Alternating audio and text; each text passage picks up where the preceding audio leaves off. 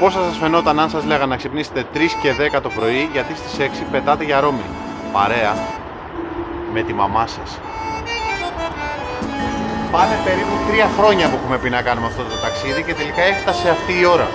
Πρόκειται για ένα ταξίδι δώρο προς τη μητέρα μου για να την ευχαριστήσω για αυτά τα 38 χρόνια που με ανέχεται.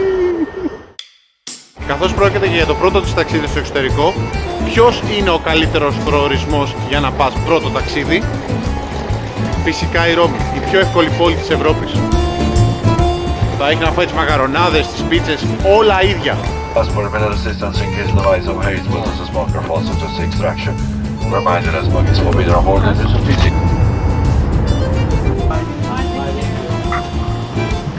Φτάσαμε Ρώμη. Καλημέρα από την υπέροχη και ηλιόλουστη Ρώμη. Φτάσαμε εδώ και 20 λεπτά και πήραμε τα εισιτήριά μας για να κατέβουμε στο τέρμινι. Προτιμήσαμε το λεωφορείο έναντι 9 ευρώ το άτομο αντί για το τρένο που έχει 15 ευρώ. Παρ' όλα αυτά έχει μια πινακίδα και έλεγε ότι έχει απεργία σήμερα στα τρένα, αλλά η κοπέλα κανονικά μας είπε ότι δεν έχω ακούσει κάτι τέτοιο. Πρώτη φορά μπαίνω στο λεωφορείο και είναι τελείως άδειο. Μια πρώτη εικόνα, εγώ που συγχαίρω με το λεωφορείο, αυτό είναι πάρα πολύ καλό.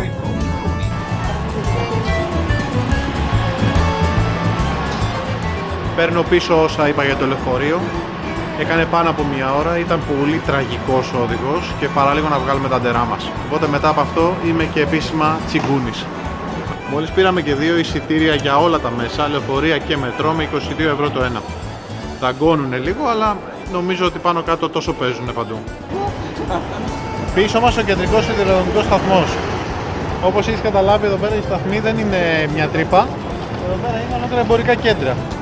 Η πρώτη σου εντύπωση φτάνοντας στη Ρώμη ποια ήτανε? Δεν μπορώ να το περιγράψω. Εδώ είναι ο κομβικότερος σταθμός της Ρώμης. Και βρίσκομαι σε εμπορικό κέντρο όπως το λες, Ναι. και σε σταθμό. Ναι, εδώ πέρα είσαι σε ένα πολυπολιτισμικό μοτίβο, να ξέρεις. Εδώ μπορείς πραγματικά να είσαι ό,τι θες και να μην δίνει σημασία κανένας για το τι φοράς, πώς είναι τα μούτρα σου, πώς είναι τα μαλλιά σου. Αυτό είναι το ωραίο στην Ευρώπη που δεν έχουμε στην Ελλάδα. Υπάρχει μεγάλο θέμα εδώ πέρα με πορτοφολάκιδες στα μέσα. Γι' αυτό πρέπει να έχεις τα πράγματά σου μέσα από το μπουφάν και να προσέχεις γενικά πώς πηγαίνεις. No, it's not TikTok, my friend. It's YouTube. Ένας μουρλός. Βλέπω τον τύπο και λέω, κοίτα να δεις πλάκα, αυτός ο μουρλός θα με φτύσει τα μούτρα έτσι όπως έκανε. Θα τα δεις κι αυτά, μην αγώνες σε ευρωπαϊκές πρωτεύουσες. Η συγκεκριμένη εταιρεία... Ναι, ξέχασα, δεν μπορώ να πω το όνομα της εταιρείας διότι δεν είναι χορηγός μου. Η συγκεκριμένη εταιρεία προσφέρει όχι 24 ώρη, αλλά από τις 7 το πρωί μέχρι τις 11 το βράδυ στα locker της. Βρίσκεται ακριβώς δίπλα από το τέρμινι και είναι φοβερά οικονομική. Δηλαδή μπορώ να το κλείσω για περίπου, εγώ το κλείσα τώρα για 6 ώρες, 10 ευρώ στη μεγαλύτερη θηρίδα για να βάλουμε και τις δύο τις τσάντες. Αν θες όμως και εσύ να γίνεις χορηγός σε ένα από τα επόμενα βίντεο, αν έχεις λεφτά για πέταμα ή απλά δεν θες να τα τρως εκεί που ξέρουμε όλοι ότι τα τρως και θες να πιάσουν τόπο, επικοινώνησε στο link που θα βρεις στην περιγραφή ή απλά κέρασέ με ένα καφέ, επίσης το link στην περιγραφή. Συνεχίζουμε.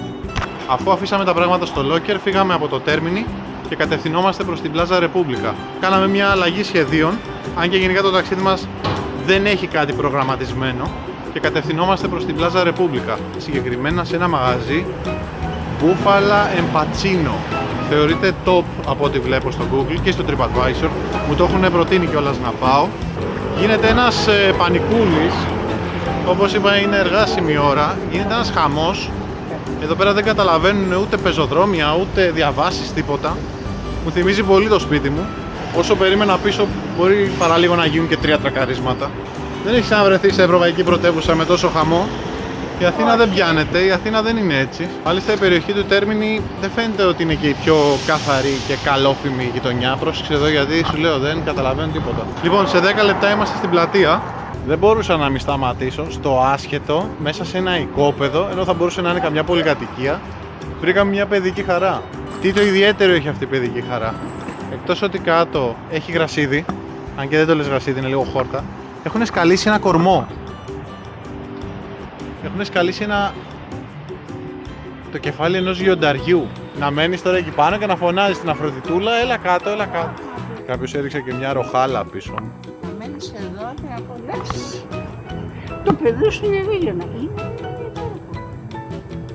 Λέω, της αρέσουν τα πάντα, τα πάντα.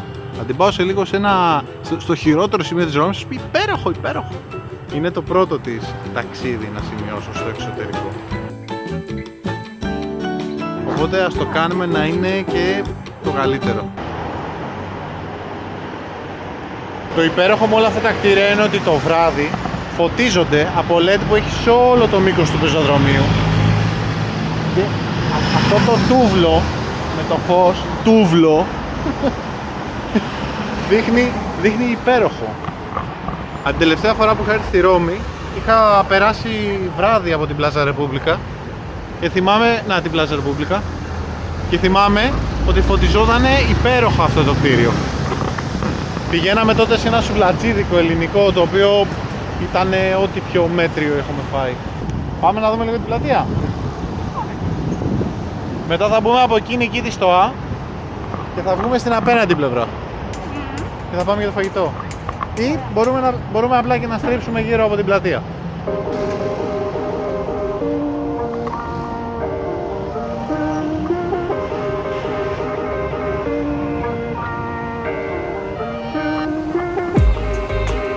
Τι έγινε ρε?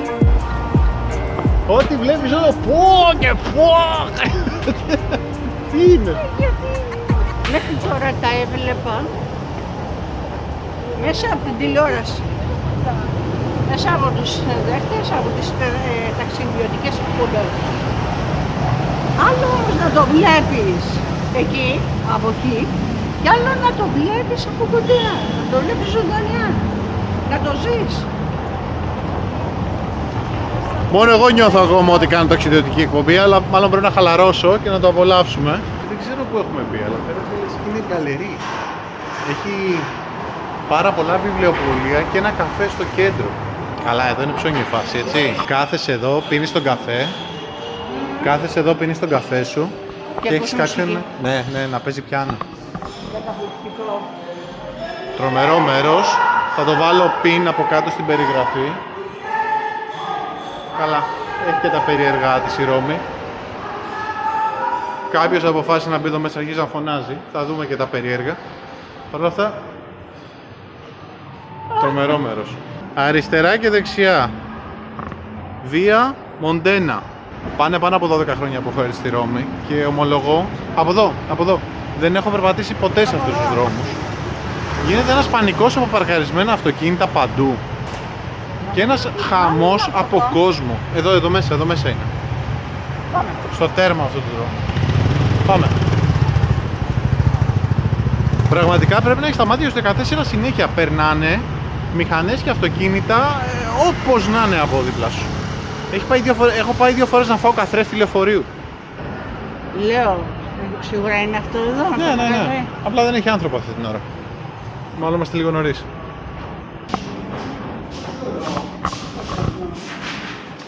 Good morning. I'd like 2 slices, one of this and one of this. Okay. Yes. How big? Big. Yes, of course. Τα ζεσταίνουν κιόλας και είναι και γενναιόδωρα κομμάτια. With pepperoni and sausage. Definitely one slice of this. It's really hard to choose. It's really hard to choose. Don't worry. Her first time in Italy, Yes. so to think twice. Do you have any signature pizzas? Signature, like made The only best. from you. The best, yes. The best the mortadella. Mortadella. I'll take one of these, yes.